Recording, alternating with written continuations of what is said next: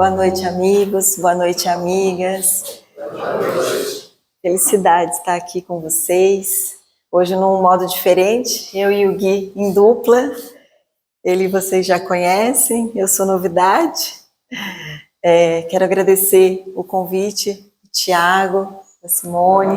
Obrigada pela confiança. Agradecer a espiritualidade que está aqui a nos acompanhar. E agradecer vocês que estão aqui nessa comunhão de paz, de amor, para juntos refletirmos e chegarmos um pouquinho mais perto ainda de Jesus. Muito obrigada. Boa noite. Vamos lá, né, gente? Acho que é a quarta vez que eu estou aqui, então alguns rostinhos eu já conheço. A primeira palestra que a gente faz junto, na verdade, veio de um convite de um seminário que teve lá em Taubaté, que a ideia era o papel da família na transição e regeneração planetária. Aí coube esse tema pra gente. E a gente pensou, vamos fazer, não vamos, mas vamos, né? Vai que dá certo. Geralmente dá. Então, hoje é sobre isso que eu vou falar para vocês. Para a gente entender o presente, muitas vezes é necessário que a gente retorne lá atrás.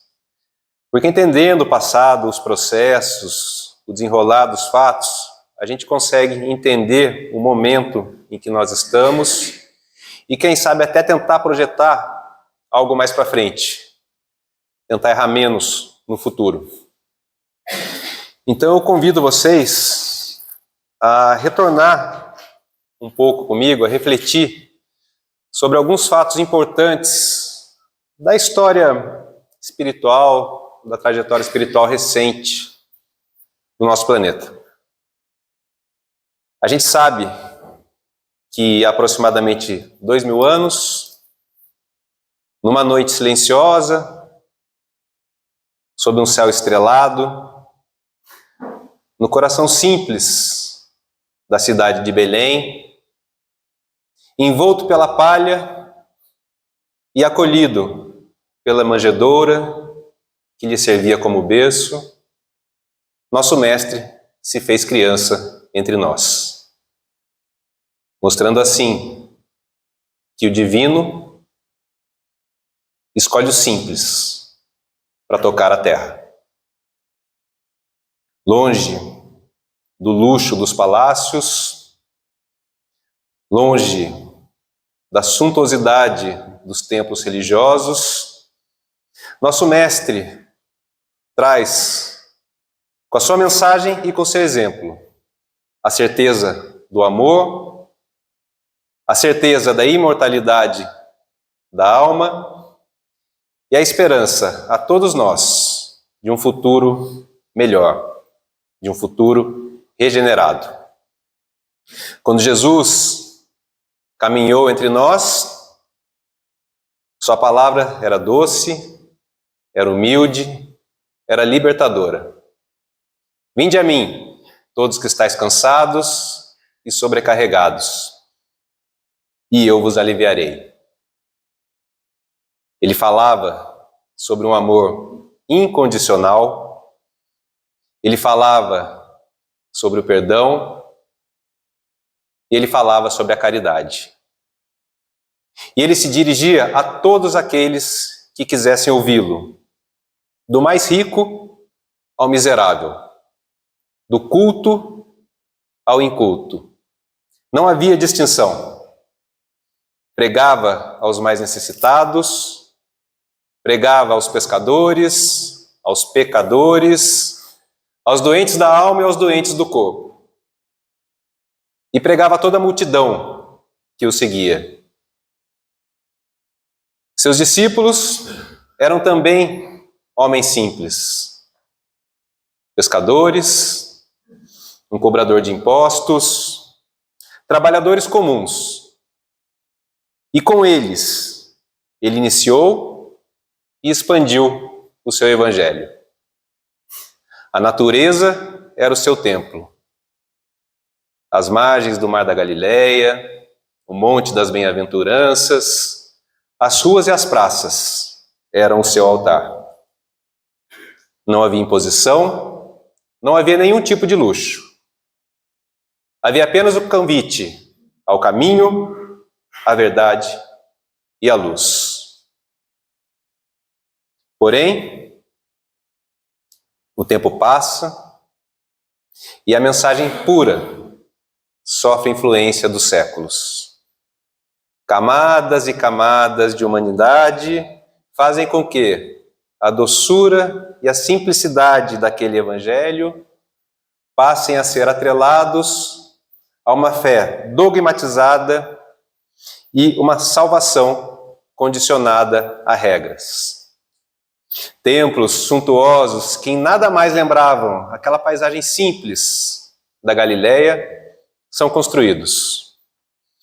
E o acesso direto ao divino que era oferecido a todos passa agora a ser intermediado por estruturas religiosas altamente hierarquizadas.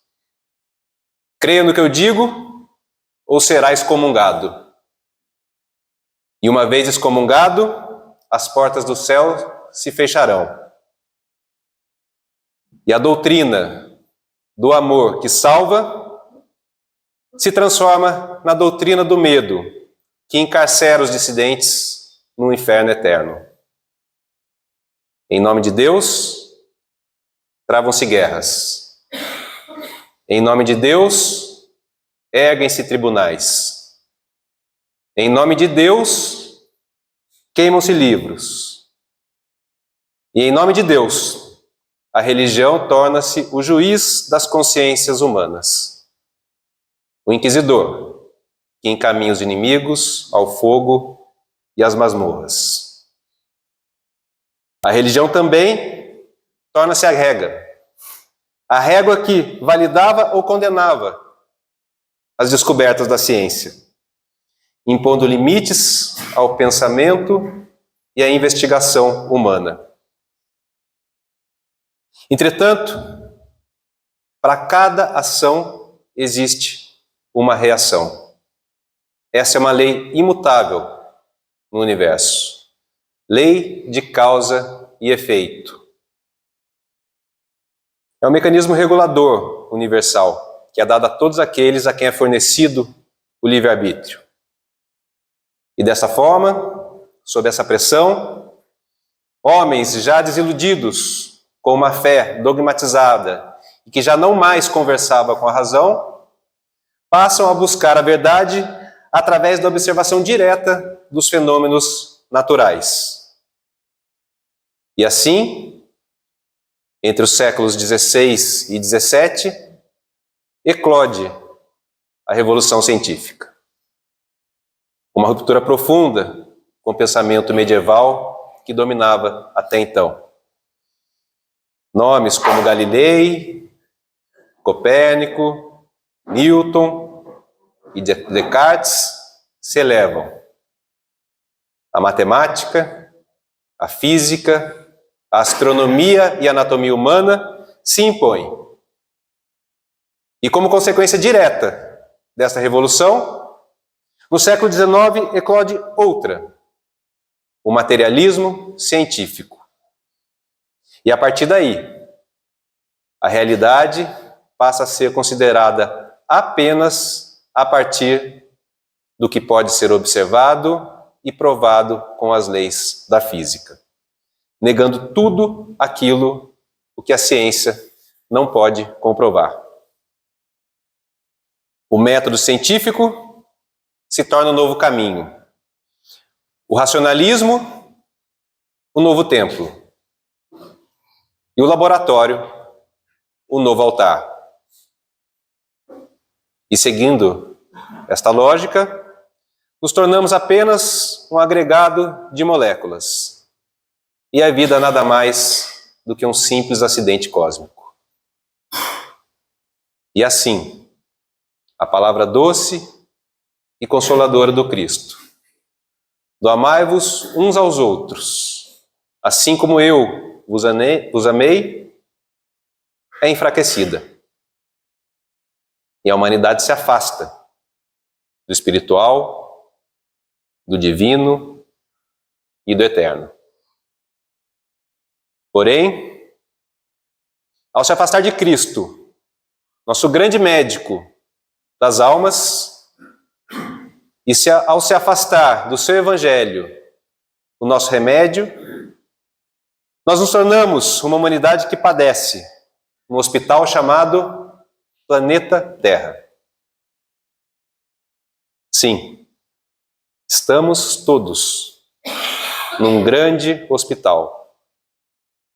Almas ainda imaturas que somos, ainda cheias de vícios, ainda vinculadas ao mal, almas imperfeitas, ainda reencarnamos muitas vezes nesse hospital. Para, através desse mecanismo das múltiplas reencarnações, e muitas vezes através do remédio amargo da dor, nós possamos, aos poucos, eliminar as nossas chagas e diminuir as nossas imperfeições.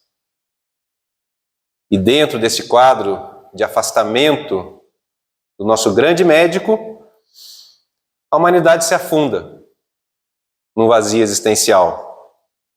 E o espiritual e o eterno cedem espaço às necessidades imediatas.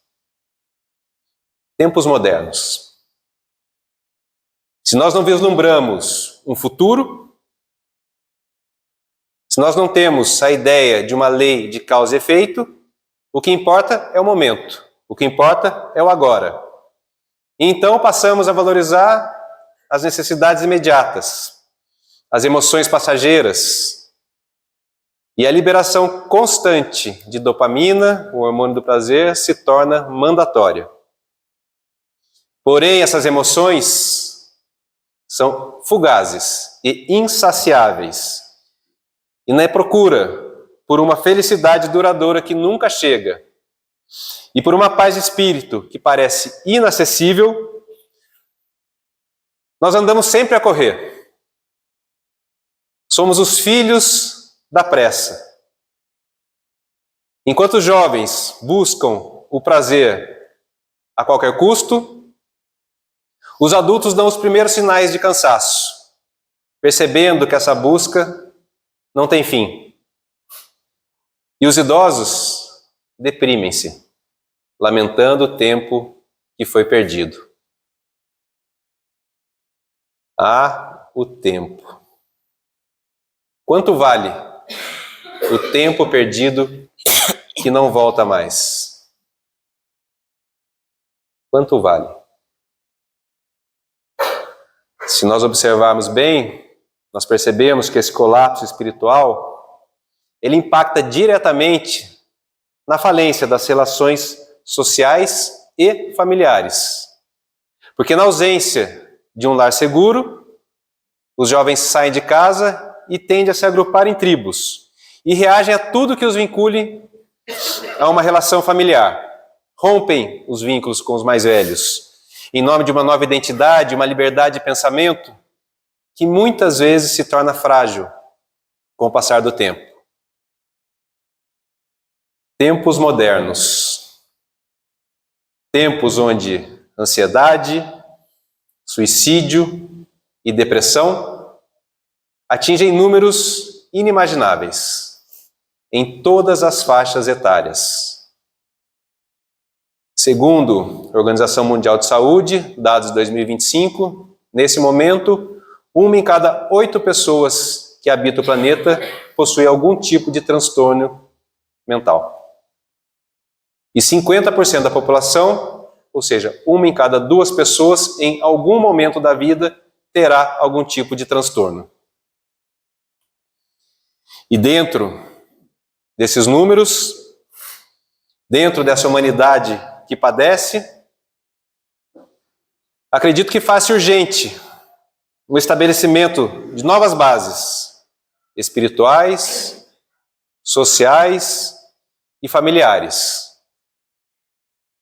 Afinal de contas, se o planeta é o hospital, o lar é o educandário, é a escola, onde as crianças recebem as primeiras noções de amor, de responsabilidade e de fraternidade.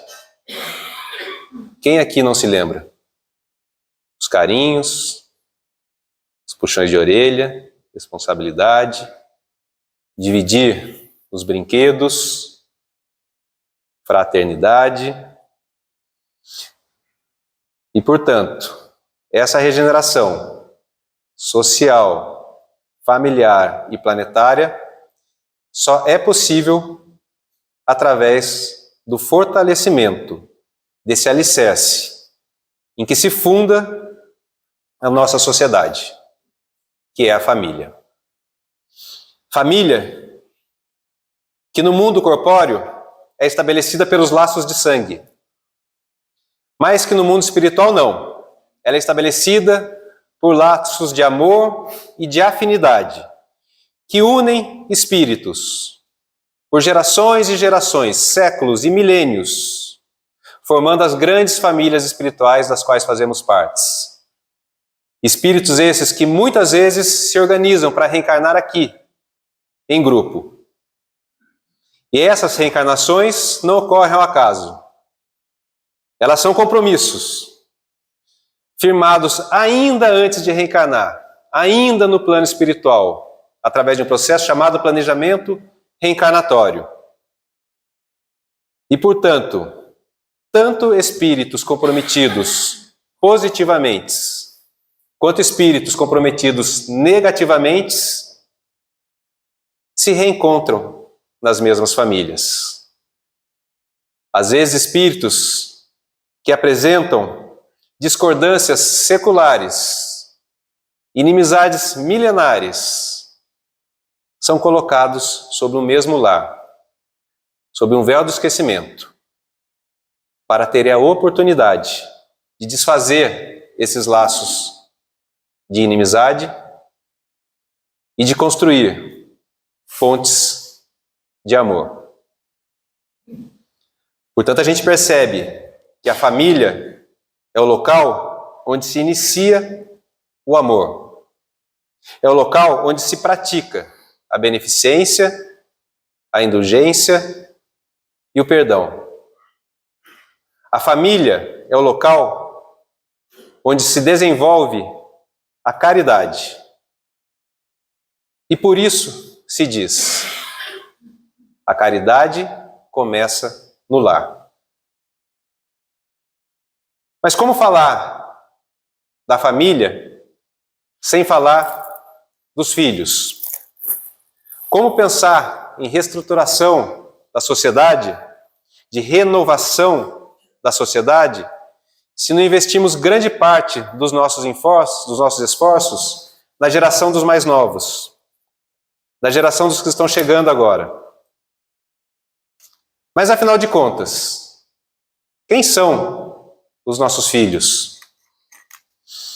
Quem são essas almas que despertam em nós um amor tão grande que a gente não consegue explicar, que a gente apenas sente? Quem são essas almas que nos fazem sorrir nas conquistas, nos tropeços e às vezes até nas pequenas derrotas? Quem são essas almas que nos fazem passar noites e noites em claro, cuidando da doença, velando um sono, amamentando? Quem são essas almas que nos tiram muitas vezes o sossego, mas que nos entregam uma paz que ninguém mais é capaz de nos entregar? E como educá-los? Pergunta complexa, né? Qual a medida certa entre o excesso e a falta? Qual a medida certa entre a leniência e a austeridade? Khalil Gibran escreve em seu livro O Profeta, onde ele compara a relação entre pais e filhos como a relação entre o arco e a flecha. Ele diz que os pais são como arcos eles sustentam, dão firmeza e força. Força necessária para que a flecha parta. Porém, o arco, apesar de forte, ele precisa ser flexível, pois apenas ao se fletir, ele consegue imprimir a força necessária para que a flecha parta com velocidade. Flexibilidade. É a entrega que nós temos na criação dos nossos filhos. E se por um lado, nós pais somos os arcos, os filhos são as flechas vivas, lançadas em direção ao futuro. Cada um ao seu tempo, cada um à sua velocidade, cada um no seu trajeto e cada um no seu alvo. O arco não consegue controlar a flecha completamente e nem precisa, porque atrás desse arco e atrás dessa flecha existe uma inteligência superior, existe um arqueiro, que é Deus. E esse arqueiro auxilia na rigidez e na flexibilidade do arco, como também no trajeto e na velocidade da flecha. E ele ama tanto o arco, que é rígido, quanto a flecha que voa. E Khalil Gibran termina essa passagem do seu livro dizendo o seguinte: seus filhos não são os seus filhos, são os filhos e filhas do desejo, da vida por ela mesma. Eles vêm por meio de vocês, mas não vêm por vocês. E embora estejam com vocês, eles não pertencem a vocês. Vocês podem lhe dar o amor, mas não o pensamento. Vocês podem abrigar o seu corpo, mas não a sua alma. Vocês podem até tentar ser como eles, mas não tentem transformá-los em vocês, pois eles habitam a casa do amanhã, um local onde vocês não podem habitar. Quantos planos, quantos sonhos, quantas metas nós traçamos com os nossos filhos. Mas o que fazer? Como reagir quando, de um dia para o outro, todos esses planos, todas essas metas, todos esses sonhos e, principalmente, quando o amanhã com os nossos filhos é simplesmente retirado de nós?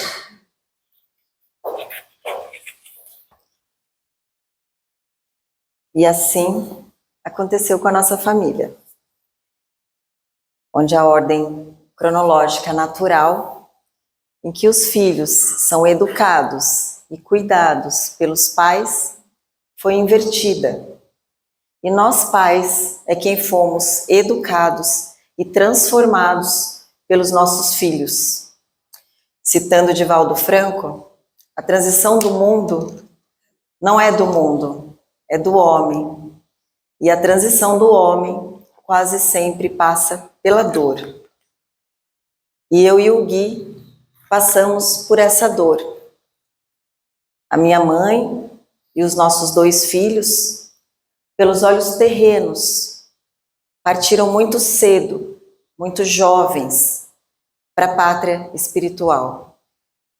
Mas pelos olhos de Deus, pelos olhos espirituais, onde o tempo não é contado por dias, onde o tempo é propósito, eles partiram no dia certo, na hora exata, e ainda com a bonificação divina de estarem em casa para fazerem a passagem de forma mais segura. E pelo que conhecemos da doutrina espírita, acreditamos que o ambiente já estava sendo preparado pela espiritualidade amiga, e eles já estavam sendo desligados dos corpos antes mesmo de sentirem qualquer desconforto. E pela ciência médica, eles foram anestesiados pelo gás enquanto dormiam e acordaram na verdadeira casa. Que casa? A casa dos espíritos. Afinal, todos nós somos espíritos. Estamos apenas temporariamente vestidos desta carne. A minha mãe e os meninos foram muito valentes, porque eles assumiram e cumpriram esse difícil plano reencarnatório. E nós, resignados, porque aceitamos que esse era o plano. E que plano? Um combinado louco que fizemos na vida espiritual, que haveria de se cumprir aqui na Terra para nossa transformação. Um amigo meu, vocês conhecem, o Gustavo, às vezes ele vem fazer palestra aqui, ele diz que nós escolhemos o plano Diamante Plus Extra Gold Master. Poderíamos ter escolhido um plano prata, né? Ou quem sabe, um plano bronze. E por que escolhemos esse plano? Porque certamente nossos espíritos estavam necessitados desse processo educativo, ainda onde filhos colaboram na depuração dos espíritos dos pais. Então nós estamos falando de vidas curtas, mas com propósitos específicos, tanto para os seus espíritos, quanto para os espíritos daqueles que ficam. Portanto, não são tragédias aleatórias, são experiências planejadas com objetivos espirituais definidos. E há 3 maneiras de aprendermos para atingirmos esses objetivos. Aprendemos pelo conhecimento, pela dor ou pelo amor. E como diz Jorge Alahá, acontece que nós somos a turma do fundão. Nós somos o que restamos nesse planeta de provas e expiações. Então nós ainda predominantemente aprendemos pela dor.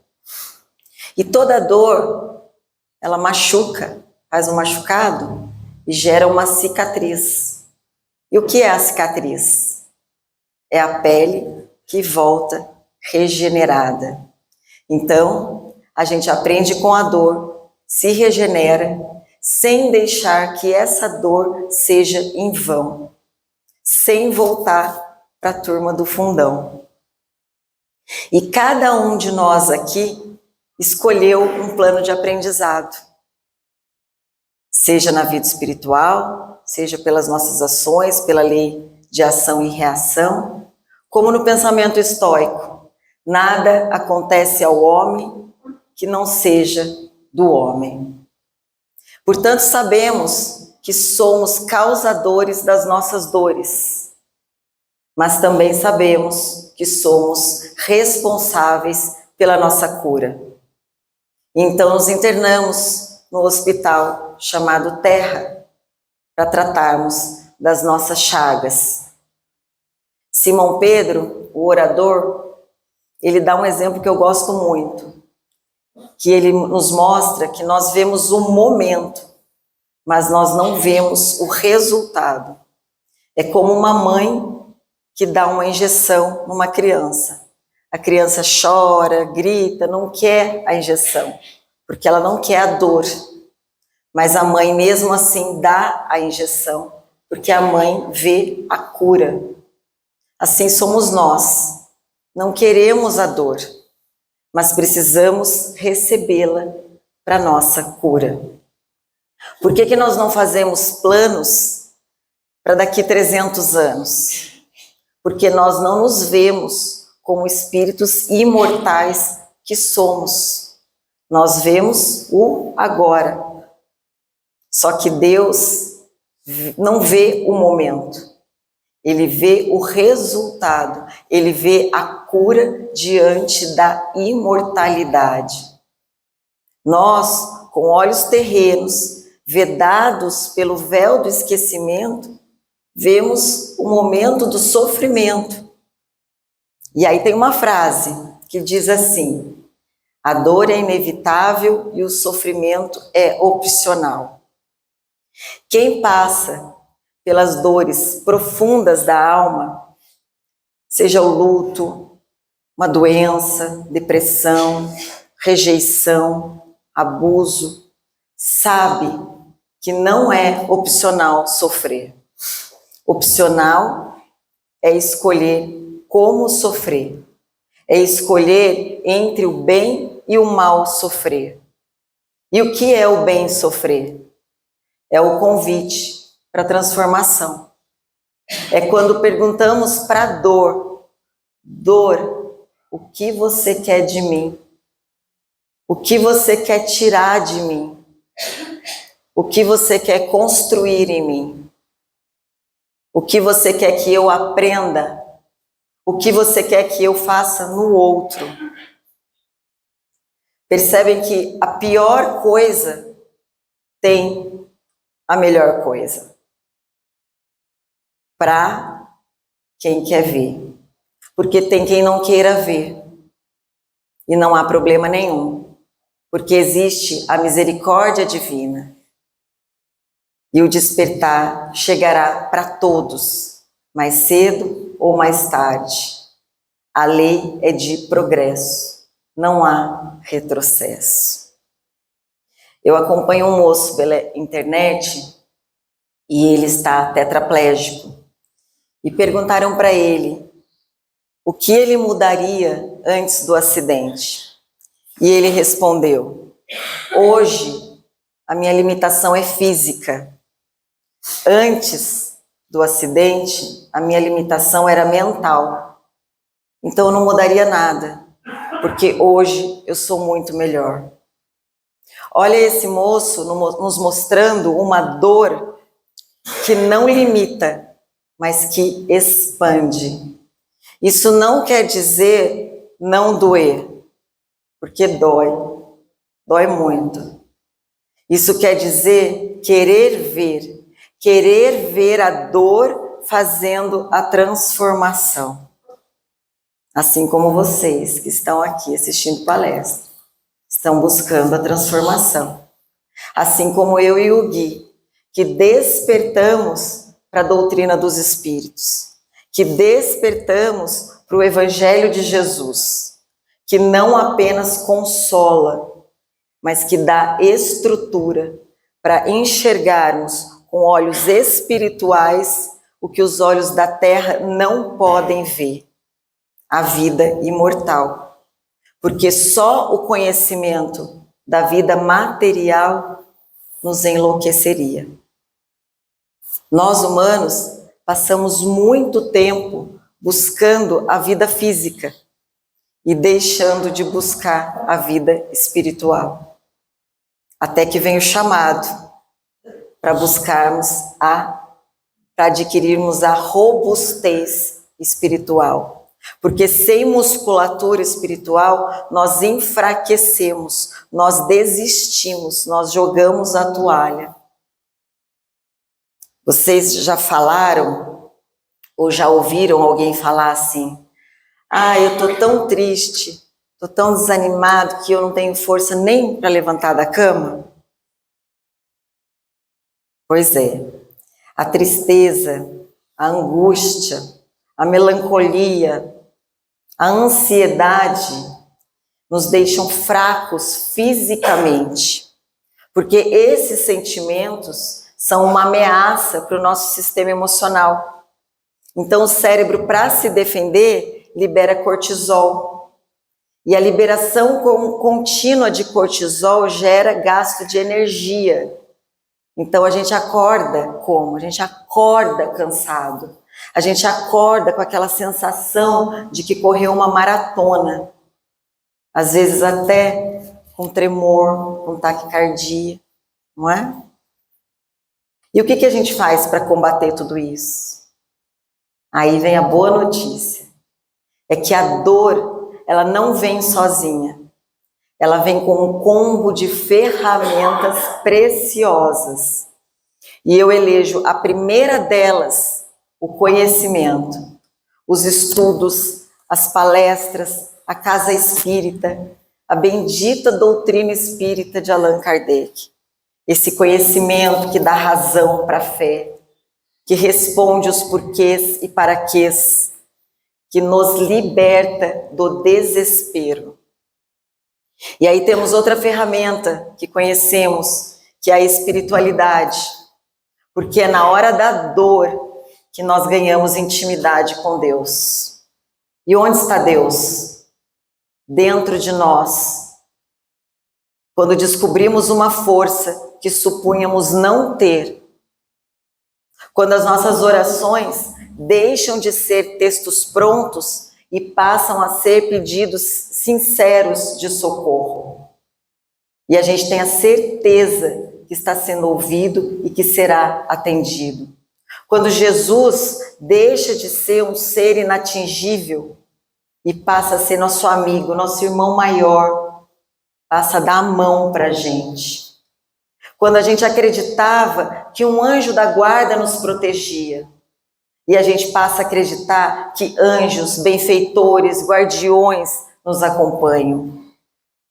E aí nós conseguimos usar outra ferramenta, que é a caridade. Como está lá em Fonte Viva, guardando a bênção recebida, assim o Espírito apenas se adorna, mas espalhando a riqueza de que é portador, cresce constantemente. Ou seja, quando a gente faz caridade, a nossa alma se expande e a gente chega mais perto de Deus. O que é isso? A máxima do Espiritismo. Fora da caridade não há salvação.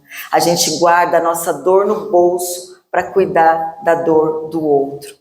Então nós percebemos que não precisamos estar bem para fazer a caridade, que é fazendo a caridade que ficamos bem. Mas tem dia que a gente não dá conta, que a gente não aguenta. E aí a gente tem ainda a família, os amigos, porque são nos momentos de fragilidade que nós descobrimos o quão interdependentes somos, o quanto é bom receber. A gente gosta de dizer assim, gosto mais de dar do que de receber, né? A gente sempre fala isso, não fala? Pois é, isso é muito bonito, isso é muito altruísta. Mas quando você está no escuro e vem um amigo, um irmão, um marido, um tio, uma prima, e te acende uma lamparina, quando você está perdido, sem saber para onde ir, e alguém te aponta uma direção, você sente o prazer de ser acolhido. Você sente o prazer de ser amado. Você sente que a travessia pelo deserto é desafiadora, mas que ela é possível. Porque Deus visita a gente em forma de gente. Porque quando a gente está lá no nosso deserto, aparece alguém oferecendo uma sombra para a gente descansar, uma água para a gente refrescar e um colo para a gente abrigar. E isso fica evidente para nós na obra Paulo e Estevão. Quando Paulo faz a sua travessia pelo deserto e encontra os amigos Áquila e Prisca, amigos que o acompanharam desde o deserto até o fim do seu testemunho. Se eu quiser fazer uma conta rápida aqui para vocês, de quantos Áquilas e Priscas eu encontrei pelo meu deserto, eu não conseguiria, porque são muitos. E aí eu fico ousada. Aí eu falo que nós andamos de turma. Porque se assim não fosse, nós não andaríamos. Porque a dor, ela pode paralisar. se não usarmos o nosso pacote de ferramentas, o conhecimento da doutrina espírita, a fé, os irmãos terrenos, os irmãos espirituais, e eu acrescento aí, não menos importante, a terapia e a psiquiatria para aqueles que precisam do remédio físico. Isso tudo nos reabastece, fortalece a nossa fé, que deixa de ser uma crença e passa a ser uma certeza. Certeza essa que usamos para enfrentar os dias mais difíceis. Aqueles dias que a razão fica longe da emoção. Aqueles dias que a cabeça fica longe do coração. E a gente quer chorar. No meu caso, eu quero gritar para o Dr. Bezerra de Menezes. Eu quero falar para ele, Dr. Bezerra, eu ouvi dizer que o senhor vai ao encontro das mães que sofrem. Pelo amor de Deus, vem me visitar. Mas quando eu vou para esse caminho, eu não temo, porque eu tenho o mapa de volta. Porque eu tenho as ferramentas. Eu sei como fazer para voltar. E como diz o próprio Dr. Bezerra de Menezes, às vezes é bom a gente sair da superfície, onde a gente acha que dá conta de tudo, e chegar no fundo do poço. Porque é lá no fundo do poço que o orgulho cala e a alma fala. E quando a alma fala pedindo socorro, a gente é socorrido.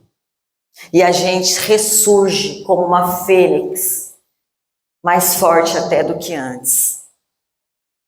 O poeta Lancastro diz assim: tem água que cai e vira fonte, tem tronco que cai e vira ponte, tem gente que cai, mas levanta a cabeça e vê o horizonte. Então percebem que nada é por descuido, nada é por acaso. Nós não estamos aqui aleatoriamente. Nós estamos aqui de forma planejada para a nossa regeneração. Regeneração essa que vai depender do nosso comportamento diante dos nossos desafios e das nossas dores. E também de como preparamos a próxima geração para o mundo.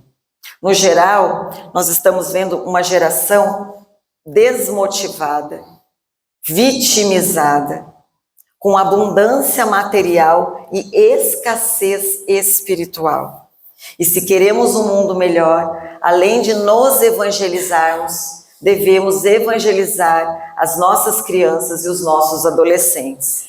No livro Um Céu para o Meu Filho, diz assim: evangelização é a vacina espiritual da humanidade.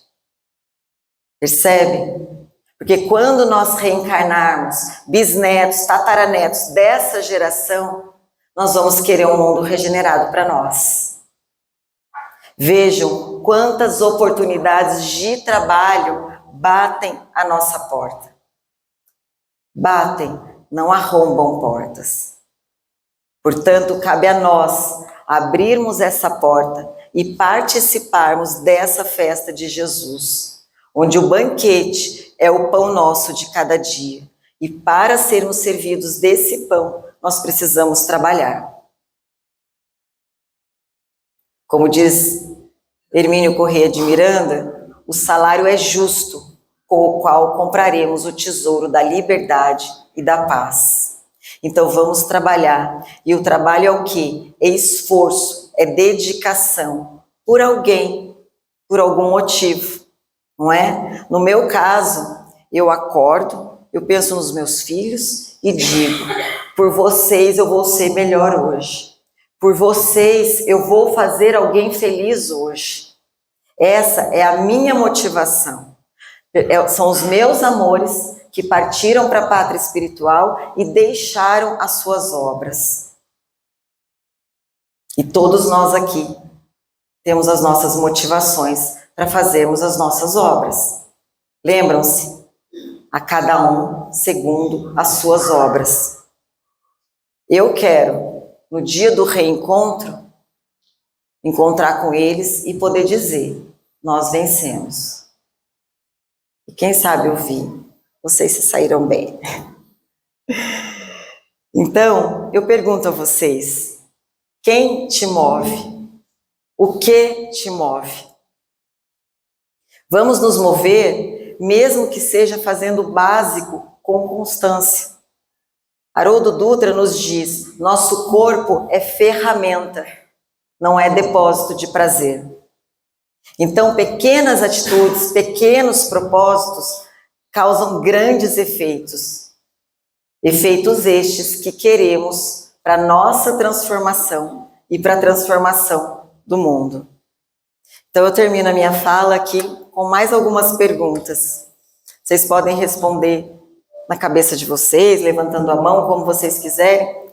Quem aqui sofre alguma dor? Pode ser uma dor física, pode ser uma dor emocional, pode ser pequenininha, pode ser muito grande. Pensem na dor de vocês. Não importa, é a sua dor. E aí eu pergunto, diante da sua dor, que oportunidade você está tendo? O que você está fazendo para se transformar? Eu vou dar a minha resposta para vocês. Com a partida dos meus filhos, que é a minha maior dor, Deus me deu muitas oportunidades. E uma delas é de, mais uma vez, ser instrumento e estar aqui, falando com vocês. E ainda com um motivacional na minha mente. Vai, mamãe, você consegue, confia. Esse era o bordão do meu filho. Ele usava muito essa palavra, confia. E eu confiei. E com a ajuda da espiritualidade e de vocês, eu e o Gui conseguimos. Muito obrigada. Jesus abençoe.